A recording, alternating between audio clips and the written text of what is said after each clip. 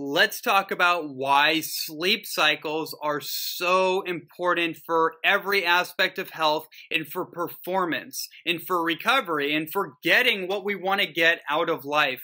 Now, for many years, I had practiced sleep deprivation for at least 3 to 4 years straight. I mean, obviously I would find my balance, but while I was writing my first book, I spent a tremendous amount of time just powering through into the later hours of the night on chocolate tonics and all kinds of things like that. And that's when I was really first getting into like making elixirs and making tonics. So I had a lot of passion for it. I was excited about it.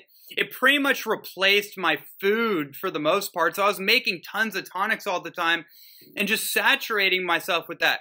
But then that caused me to stay up late. And that was good at the time because I needed to get a lot of work done. And I was in a place in my life where I could do that. Now I'm in a different place in my life where now I found a different balance point for myself.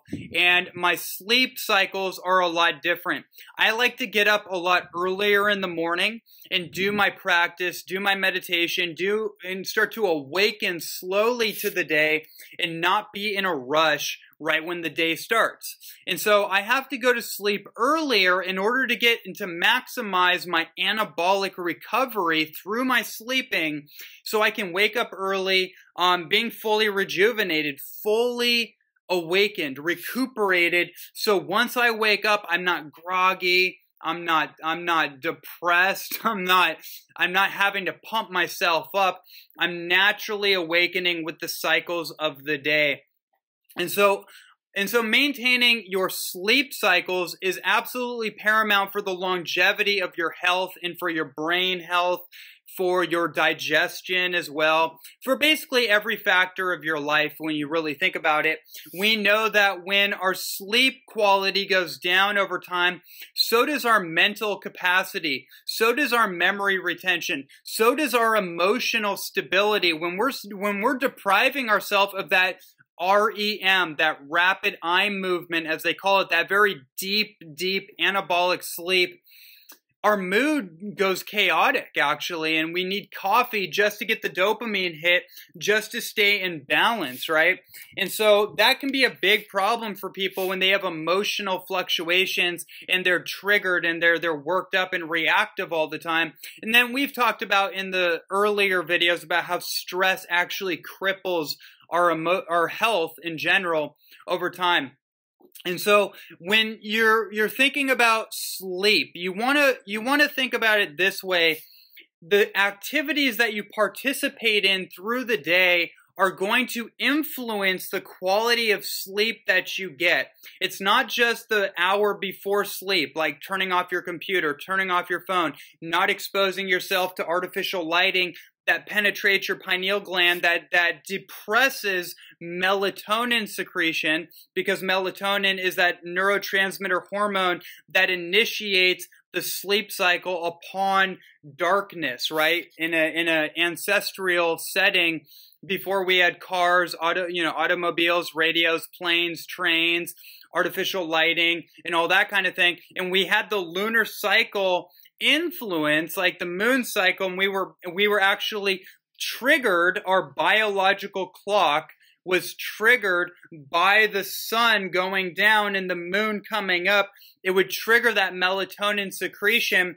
We don't really get that because we are exposed to artificial lighting, but it's not just about that. It's actually about how you use your cortisol secretion in the early day, and you effectively exhaust yourself throughout the day. So when you pour yourself into work that you're passionate about and you get your workout done, like your physical workout, because we do know that you need to exercise at some point in your day to mobilize that energy, to mobilize that cortisol, so it doesn't flip over and become a bad estrogen, or we don't become hyper anxious and stressed out because we haven't used that cortisol. We need to mobilize it. So getting exercise earlier in your day is always better, opposed to doing it later, because if you do your workout later in the afternoon or even in the evening, you're spiking your cortisol and your adrenaline, and then that's going to cause you not to be able to get a proper night's sleep. So how you use your day really is going to dictate the quality of sleep that you get.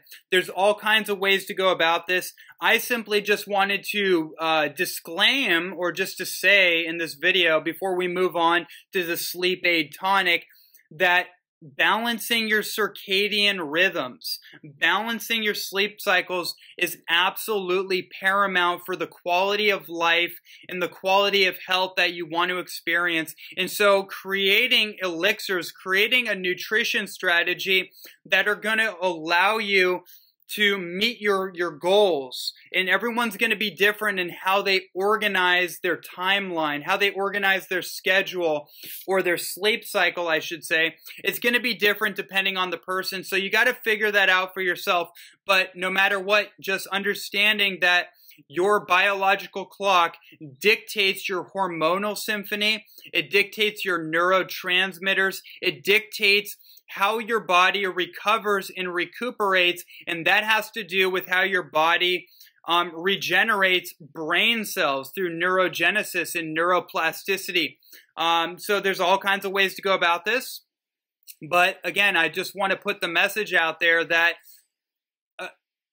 accommodating your sleep cycle is going to be very, very important. And so with that said, let's move on to the sleep aid tonic.